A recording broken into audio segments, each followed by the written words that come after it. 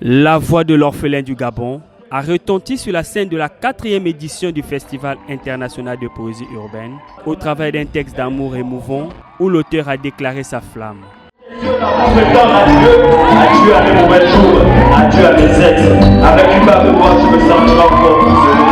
Je suis retourné mon esclave, je suis l'homme de glace, je suis l'homme. À ce festival, plusieurs autres férus du slam ont aussi ébloui le public avec des textes poignants reflétant des faits de société, à l'instar de la sapologie, un art d'harmonisation de vêtements. Cette édition du Slam Move a également mis en avant des pépites du slam, comme cette jeune femme pétrie de talent qui se sert du slam pour parler de son vécu.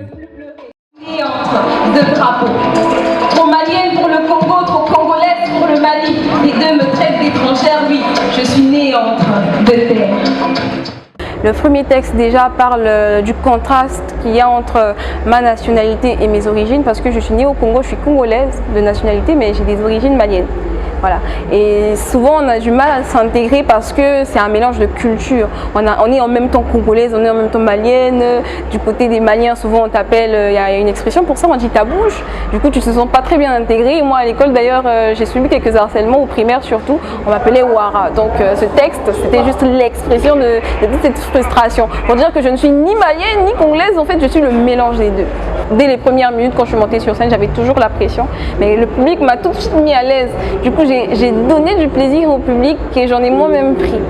C'était magnifique. Alors, je demande à tout le public de Brazzaville de pousser le slam plus haut, de donner de la force aux slameurs.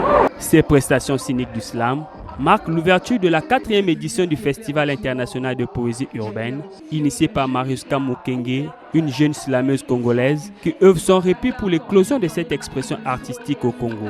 Au total, 28 artistes slameurs issus des différents pays du monde vont prester pendant 4 jours à partir de 18h à l'Institut français du Congo. Le message que nous souhaitons passer, c'est que la poésie libère, le slam libère et le slam construit, le slam instruit. Le slam nous conduit vers des sentiers parfois non battus. Le slam nous permet de pouvoir nous reconnecter à nous-mêmes mais aussi apprécier l'autre, tolérer l'autre. Outre les spectacles, la 4e édition du Festival international de poésie urbaine prévoit aussi des formations à l'art du slam, des conférences débats et des expositions des produits artisanaux.